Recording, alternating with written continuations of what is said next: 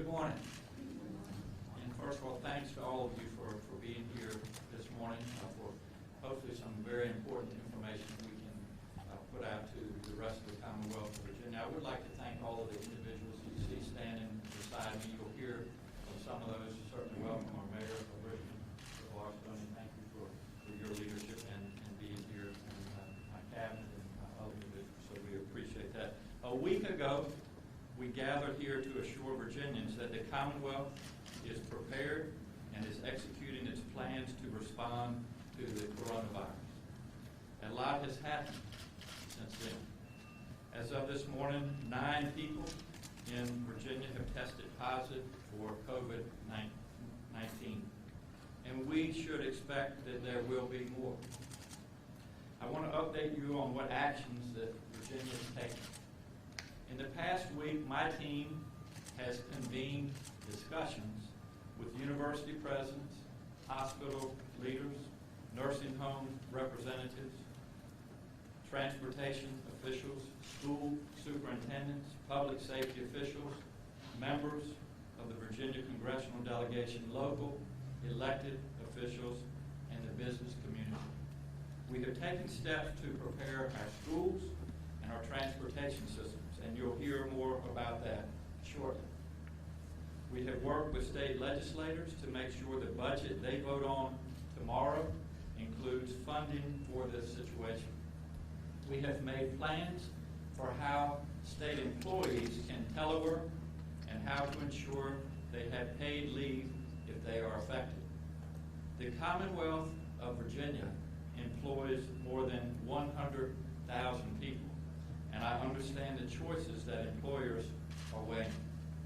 Our Department of Human Resources Management has asked all agencies to update their telework, emergency operations, and leave policies.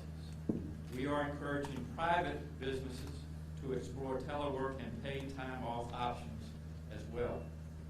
We are working with the Bureau of Insurance to determine how Virginia health insurers may relax co-pays and testing costs related to COVID-19. I know some of our health plans have already announced plans to waive those, and I thank them for that. I know you have heard a lot about the ways different states are responding to this situation. Virginia's response is unique to our Commonwealth and to our situation. As a doctor of over 30 years, I know that no two patients and no two cases are the same. And I know that you have to be flexible enough to adapt your approach as the situation warrants. We are planning for every scenario and ensuring that our government agencies, our schools, our hospitals, and our Commonwealth are prepared thoroughly and able to respond quickly. While we have not declared a state of emergency, we are prepared to do so if needed. Everyone should understand a state of emergency declaration is an administrative tool. It allows us to suspend procurement rules, ease regulatory provisions, and take other actions. We are prepared to do that when the time is right and when we need those extra tools. Our Department of Health has been leading the Commonwealth's response to the coronavirus, ensuring monitoring and testing of people who are potentially affected. They have also worked to make sure Virginians have reliable, up-to-date information about the coronavirus. There's a lot of misinformation out there, and we are also hearing troubling reports of stigma against Asian Americans. That is not acceptable. The VDH website is an accurate and updated source of information Virginians can rely on. This is available at vdh.virginia.gov/coronavirus, or you can call 1-877-ASK-VDH3. I will ask Dr. Lillian Peake, our state epidemiologist and commander of the incident management team leading this response, to update you on VDH's activities. Dr. Peake, thank you. Good morning. As of this morning, 9 people in Virginia have been diagnosed with the novel coronavirus. 2 are associated with the Department of Defense, 1 in Quantico and 1 in Spotsylvania County. 4, a couple in Fairfax and a couple in Virginia Beach, recently returned from Egypt where they took Nile riverboat cruises. 1 adult in Loudoun County is believed to have come in contact with a known confirmed case while attending Christ Church in Georgetown. 2 people returned from traveling in countries with level 3 travel alerts, 1 in Arlington and 1 in the Chickahominy Health District. Several of these patients have had mild illness, and they are all in stable condition at this time. Local health departments across the state are working with doctors to quickly identify people who may have been exposed to someone with COVID-19 so they can be tested. Currently, there are a limited number of tests available, but we have more today than we did yesterday. All but 1 of our cases was tested at Virginia's State Lab, the Division of Consolidated Laboratory Services, since they began testing on February 29th. Our state lab, DCLS, gets the materials they need to run the test from the CDC. CDC is working hard to produce more of those materials and distribute them to state labs. Some private labs are now able to perform testing as well. VDH, DCLS, other public health labs, and private labs are sharing information as we work through this, and we are pursuing every opportunity to meet Virginia's need. The capacity in the private sector is expected to increase each week going forward. It's important to remember that influenza is still widespread in Virginia, so someone without a known risk of being exposed to the novel coronavirus is much more likely to have the flu or another respiratory virus. We are urging people to get their flu shot and doctors to test people who have respiratory symptoms for influenza. Until more tests are available for the novel coronavirus, testing at the state lab is being prioritized for people who have respiratory symptoms and were in contact with a confirmed case, traveled to an area where the virus is widespread, or are in a nursing home. We've had no cases in nursing homes, but those are people who are at particular risk for severe outcomes. We are encouraging others to be tested through private labs. Virginia's local health departments across the state are working with their communities to respond. When we identify a case, we gather information about who may have been exposed so we can work with them to reduce the chance of further spread. We continue to monitor travelers and ask that anyone returning from an area where the virus is widespread monitor themselves for symptoms and follow the CDC and VDH guidance on staying separate from others until 14 days after returning. If you develop fever, cough, or difficulty breathing and travel to an area where the virus is spreading or had contact with a confirmed case, please call your doctor ahead of going to the office to discuss your symptoms. COVID-19 mainly spreads through close contact with a person who's diagnosed with the virus. When you're sick, it's important to stay home. Cover your coughs and sneezes. Wash your hands and try to avoid touching your face to prevent the spread of germs. Also, continue to clean and disinfect frequently touched surfaces and objects. VDH has a lot of information on our website, www.vdh.virginia.gov, and we do have a call center set up to answer your questions, 877-ASK-VDH-3. Thank you. VDH has been working closely with our private hospitals, which are our front lines of response. We know that a person who feels sick will either call their own health care provider or they'll go to a hospital. I know our hospitals have been making their own preparations. I welcome Dr. Michael McDermott, President and CEO of Mary Washington Healthcare, to tell you more about how our hospitals are planning and responding to this situation. Dr. McDermott, thank you for being here. Thank you, Governor. Good morning, everybody. I'm Dr. Mike McDermott. I'm the President and Chief Executive Officer of Mary Washington Healthcare in Fredericksburg. I'm also the Chairman of the Virginia Hospital and Healthcare Association's Board of Directors. I also have the privilege of serving as Chairman of the VHHA COVID-19 Committee and as co-chair of the joint Virginia Department of Health and VHHA COVID-19 Committee. On behalf of VHHA member hospitals and health systems throughout the Commonwealth, I'm pleased to be here today to stand in solidarity with Governor Northam, our partner healthcare providers, and public health, public safety, and professional first responders who are united in working together in the planning and response efforts related to the evolving COVID-19 outbreak. Our message today is that the hospital community is treating this work with the seriousness it deserves to meet the medical treatment needs of Virginia patients and families. While this collaborative work is a significant undertaking, Virginians should know that these planning and preparedness efforts are not isolated to the current COVID-19 situation. The fact of the matter is that Virginia hospitals and our public sector partners have worked together for many years to prepare for a wide range of public health challenges, including natural disasters, man-made incidents, and infectious diseases such as COVID-19. As Governor Northam noted last week, Virginia is rated as a high-performance state in the Trust for America's Health 2020 Ready or Not report. This report is a national ranking of state emergency preparedness readiness. That positive designation is a testament to the shared planning and response efforts and the infrastructure that has been built up over the years by the Commonwealth and its partners, including hospitals. At the hospital level, this work is supported through the Virginia Healthcare Emergency Management Program and the Hospital Preparedness Program in collaboration with our state partners.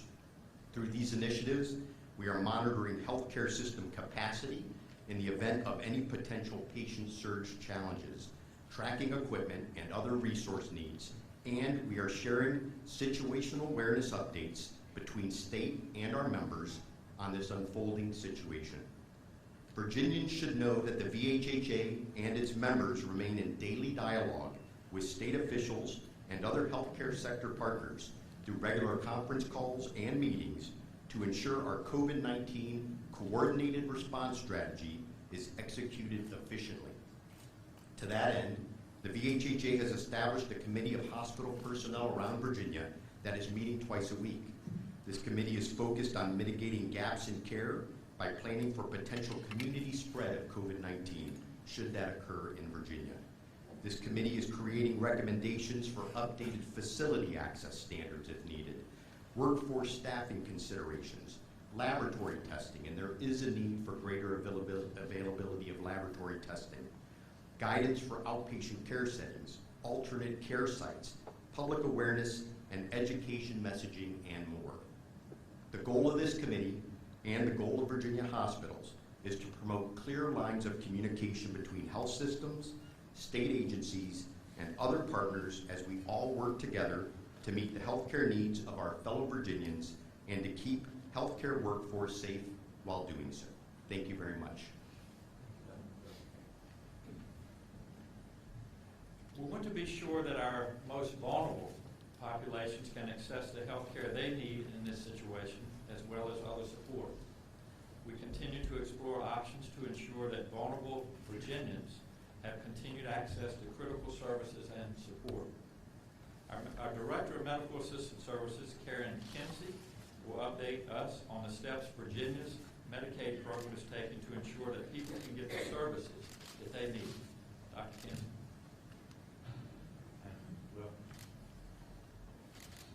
Good morning. As a director of Virginia's Medicaid agency, my message to you today is this.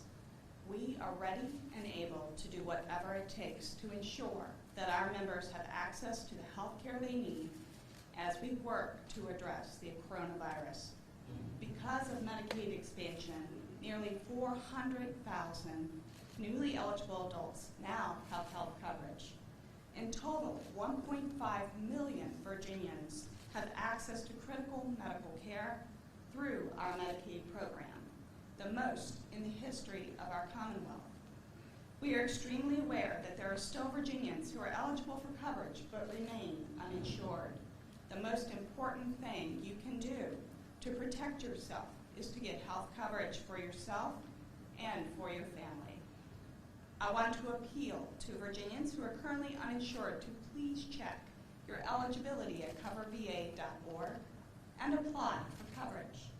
Medicaid accepts applications year-round, so please take this important step today. I can assure you, all of our Medicaid members and our citizens, that we have a strong healthcare system in place thanks to years of careful planning. All 6 of our Medicaid health plans are open to each of our members across the Commonwealth, and they're working side by side with us to address the coronavirus. We are placing a particular focus on the health and safety of our seniors and individuals who use long-term services and supports, because we recognize that this virus can hit this population especially hard. I want to reassure all of our members that we have a great deal of flexibility to respond to new challenges like the coronavirus. Our state and federal leaders are giving us the backing we need to maximize that flexibility, and I thank them for their support. We are evaluating changes in Medicaid policies and procedures, as well as new short-term flexibilities that will make it easier for individuals who are eligible to apply for coverage and to receive prompt access to medical care. We are also looking at policies to ensure that eligible individuals do not inadvertently lose coverage due to paperwork issues. We are examining the tools we have and determining how they can help us increase access to care, including greater use of telehealth services where and when it's appropriate. We are evaluating options for relaxing how we do service authorizations for treatment and policies for increasing flexibility for prescription refills. And finally, we are assessing how we can provide the greatest assistance possible to individuals who receive long-term services and supports, whether they are in a facility or living in their homes. An essential part of achieving that goal is to make sure that we are supporting providers and their caregivers who are entrusted to care for these individuals on a daily basis by ensuring compassion and making sure they receive what they need and they deserve. Although most of our Medicaid members are not required to make co-payments, we'll be evaluating how we can waive these payments to ensure that they are not a barrier to accessing treatment. We are working intensely through internal and external critical incident teams and are in constant contact with our partners, including our health plans, our nursing centers, hospitals, and other key critical providers.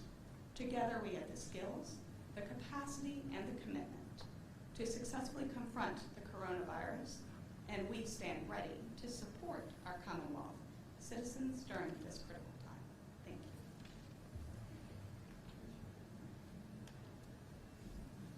you. We know that people who are elderly or sick are at a greater risk with this disease, which makes it even more critical that our nursing homes are prepared. We've expanded our testing criteria to ensure that any nursing home resident who shows symptoms is a top priority and gets immediate testing. And we have advised our nursing homes and senior care facilities to update their policies on visitor screening and increased patient monitoring. I know that our nursing homes are taking this very seriously.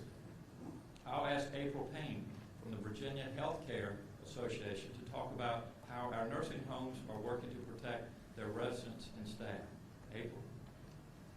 Thank you. Good morning. I'm April Payne. I'm the Vice President of Quality Improvement for the Virginia Healthcare Association and the Virginia Center for Assisted Living. I'm a licensed nursing home administrator, a nurse. I've worked in long-term care here in Virginia for nearly 20 years. I want to thank Governor Northam for inviting us to be here today and participate in the briefing. We know that the frail and elderly are the most susceptible population to this virus. Our priority right now is to prevent COVID-19 from entering our facilities, and if it does, to stop the spread. The steps we're taking aren't new, but they are certainly being reviewed. Nursing facilities and assisted living facilities are following their infection procedures, and they are ready and willing to work with state and local officials as needed. They're using known strategies to reduce the spread of respiratory viruses, including preventative actions such as hand washing, the use of alcohol hand gels, and covering their cough with their arm. But we do know that families are concerned about their loved ones in our care, and that's extremely important to us. With the guidance from CMS and our national association, we're advising our communities to take dramatic action to limit non-essential visitors from their facilities.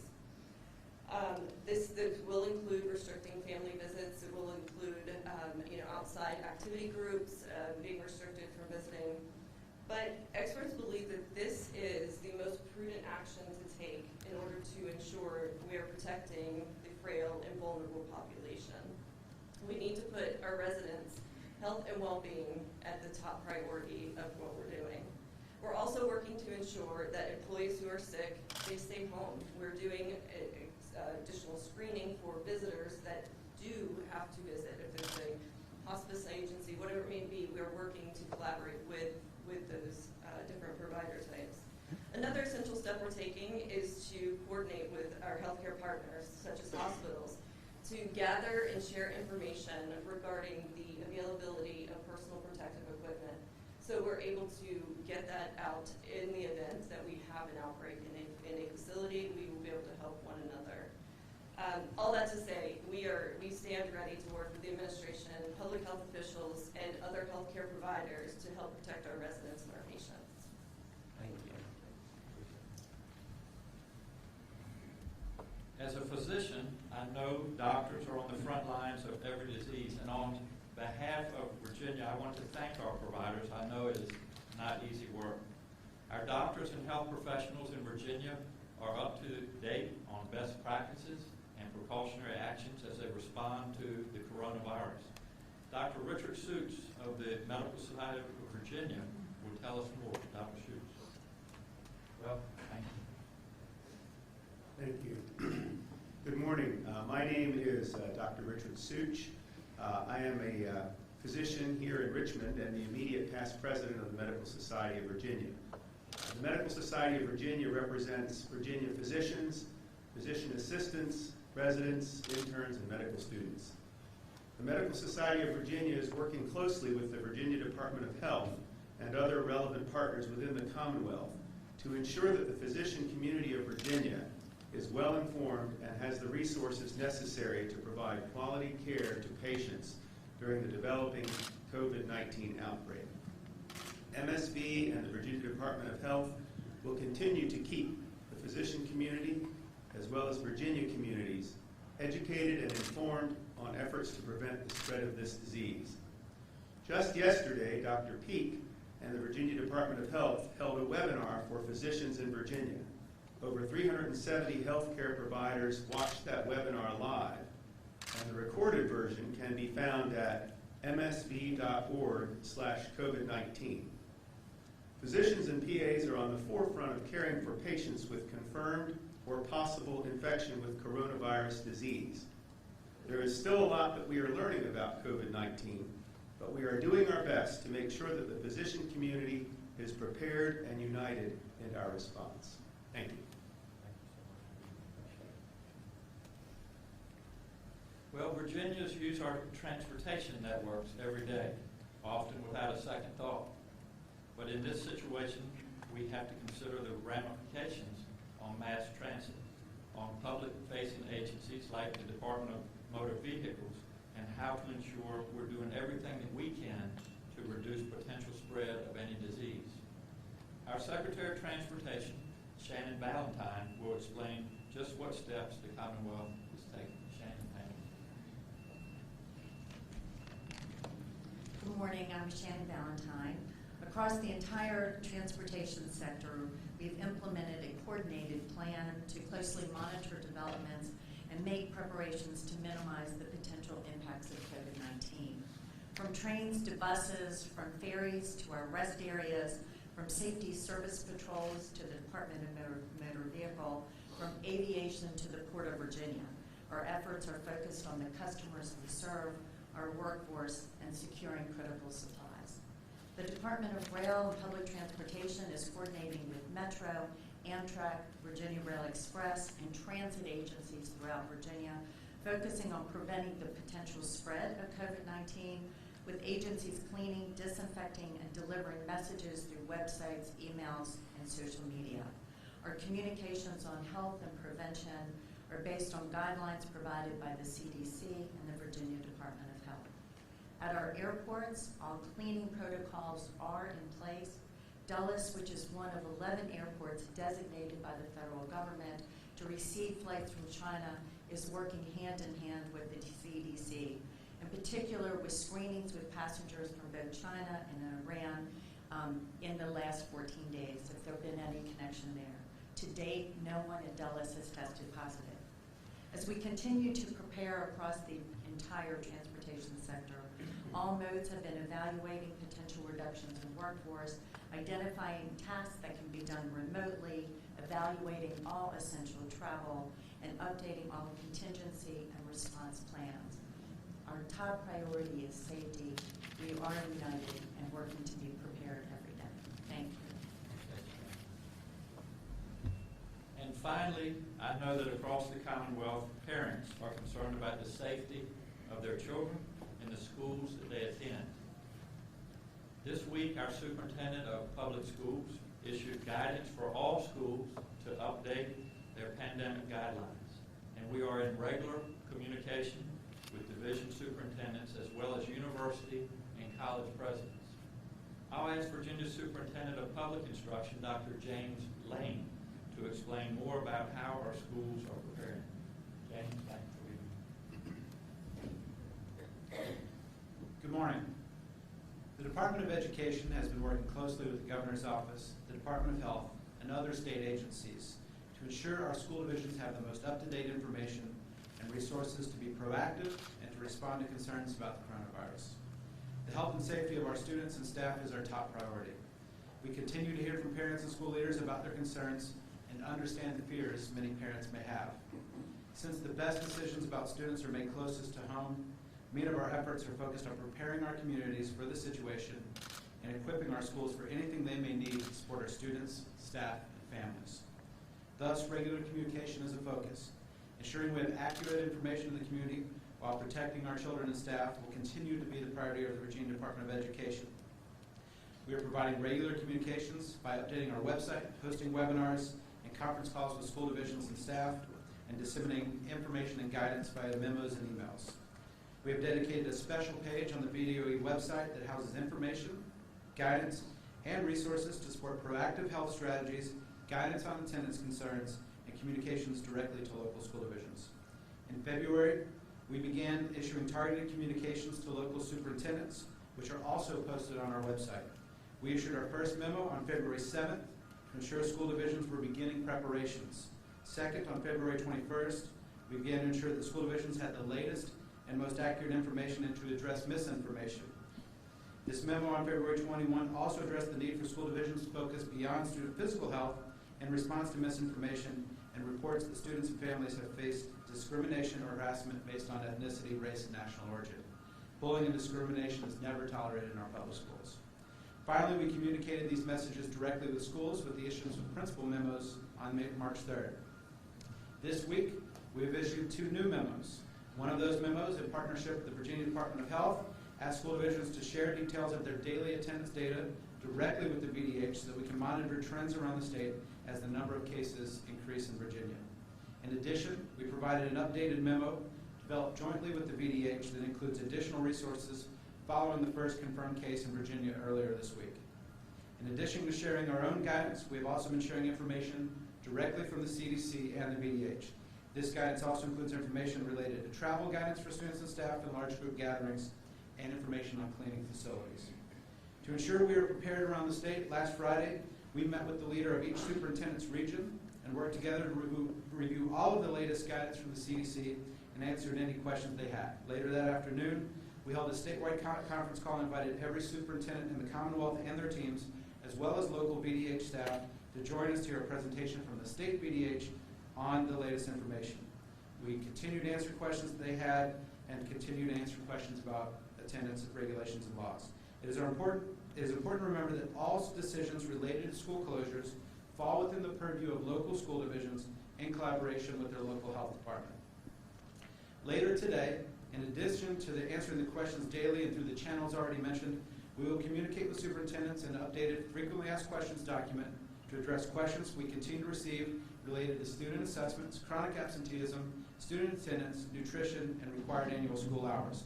Ultimately, we want to ensure that we are providing the flexibility necessary to make sure that all decisions are being made in the best interest of public health and the safety of our students and school communities. Our school divisions are taking this event seriously, so we're also preparing our school divisions for the possibility of an extended school closure. In the event that schools close, school divisions have asked many questions about makeup days.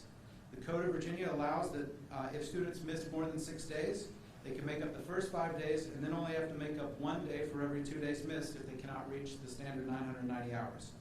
The VDOE remains open to exploring requests from school divisions that propose innovative learning models that can document equitable access to the curriculum, learning materials, teachers, and other school services, as we must ensure continuity of education regardless of the amount of time a school may close. At the same time, we must also ensure that the continuity of education is equitable for all students, especially in divisions that do not have technology resources to implement distance learning, especially for earliest learners, areas where they do not have broadband connectivity, and for students with disabilities. We also want to ensure that students have access to nutrition during extended school closure. So we've applied for a waiver with the USDA to open up new flexibility and hope to issue updates related to school nutrition in the near future. Ultimately, again, school closures are made as decisions by local school divisions in collaboration with their local health department. Having spoken to most of our school division leaders around the state, I believe that our schools are as prepared as possible to address emergency situations and are continuing to update their emergency operation plans based on the latest guidance and research. As stated before, keeping our students, staff, and families safe is our top priority. Thank you.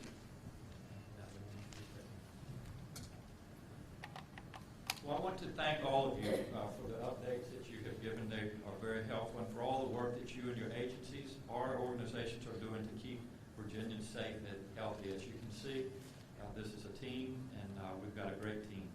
I have confidence that our Commonwealth has made the plans and done the preparations to adapt to this situation as it evolves. Together we can get through this, and we will. Please remember to take basic health precautions. They're the same things you should do every day, and I know you've heard them already, but I'm going to repeat some of them. Wash your hands with soap and water. Cover your mouth and nose when you sneeze. Stay home if you feel sick, and avoid touching your face. And one of the things that I'm doing is to stop shaking hands with people. So please don't be offended. It is up to all of us to step up to help keep ourselves and each other safe. We all as Virginians have a responsibility, and I appreciate everybody taking this seriously. Now we're happy to take questions. Thank you all so much for being here. Laura? Yes, Laura. Governor, there have been some references to Nile River cruises, both the Fairfax couple and I think about the Jim Beach couple. And I don't know if you can speak to this, but there's also some folks in Maryland. Is it all the same cruise as far as you know, or are they different? Actually, Dr. Peak, our epidemiologist. Yes, thank you. This is something that CDC is investigating now to get more information. Yes, Kate. Can anyone speak to the state's supply of protective gear for medical professionals and whether there's concerns over shortages? My name is Dr. Norman Oliver. I'm the State Health Commissioner. Just the other day, we put in an order for about $2.7 million worth of protective personal equipment from the national stockpile. And I don't have the timeline on that yet, but we will be receiving receiving that. We also have our own stockpile, so we are doing our best to increase the amount of personal protective equipment for our first responders and medical providers who, as you've heard earlier in this news briefing, will be at great risk in doing the job that they need to do, caring for the people of the Commonwealth. Excuse me, just to follow up, do they have that equipment now when you're ordering it to replenish, or are people issuing some sort of time? We have a large supply of that equipment here already. We're ordering more because one of the things that we do in emergency preparedness is we plan for worst case scenarios. And so in doing that kind of planning, that means we need a lot more personal protective equipment than we have on hand. Sarah? AP reporters in other states, as far as some rural hospitals, are having to postpone or delay surgeries over concern about this year.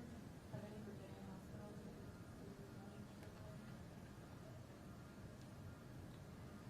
I don't know if I can answer for every single Virginia hospital, but I don't believe many Virginia hospitals have stopped elective procedures at this point.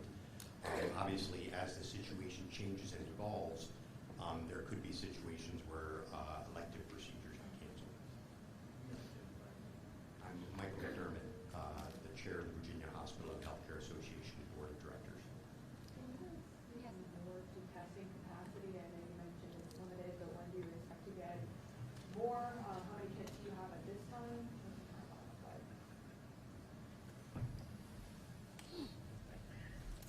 Good morning. I'm Dr. Denise Toney, the Director of the Department of General Services, Division of Consolidated Laboratory Services.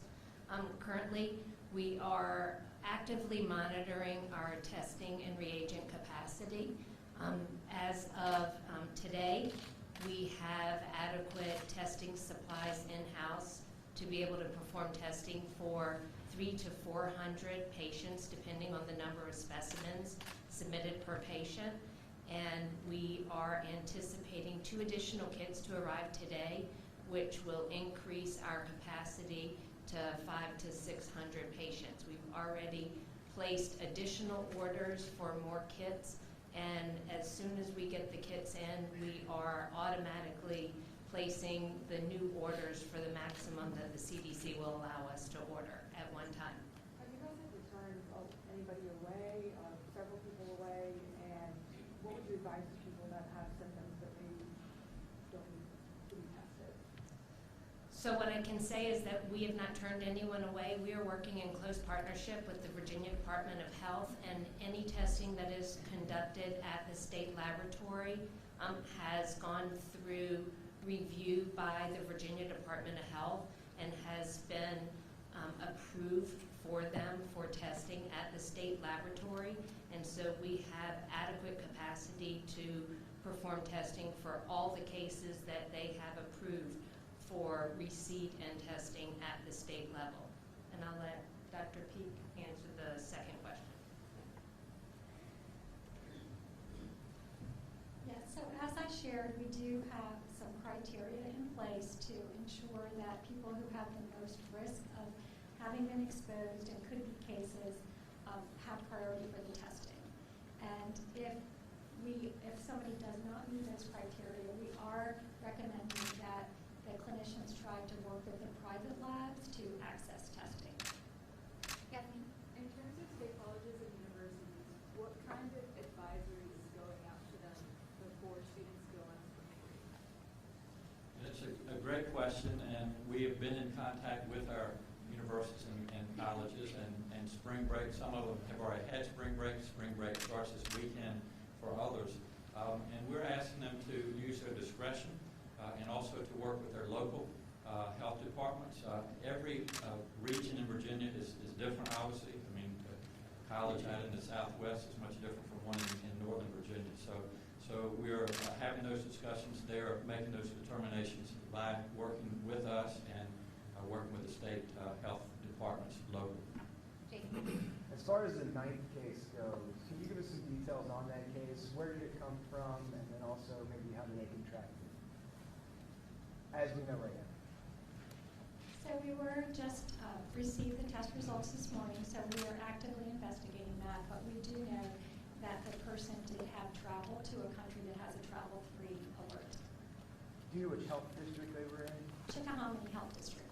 For those of us that are map challenged, what might that be? And that's the Hanover County area.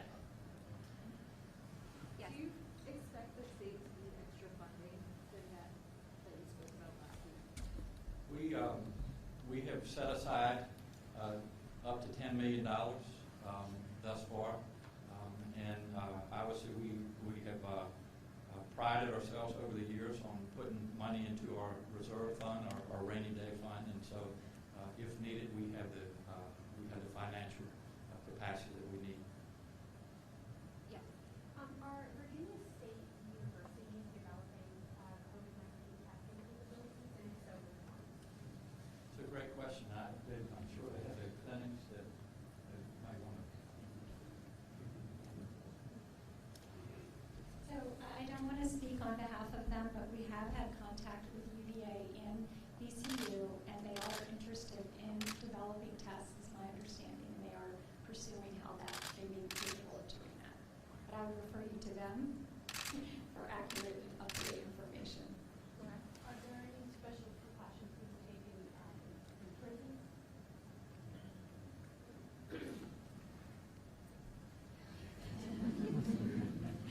So we are encouraging all of the different entities around the state to plan, to look at what they need to do to keep people safe. And so I would refer you to the Department of Corrections, but I do imagine that they are making plans and looking at how to address this. Are any concerns about this coinciding with the end of the General Assembly session? It's already kind of a journey place. I know lobby lobbying is a good back to town about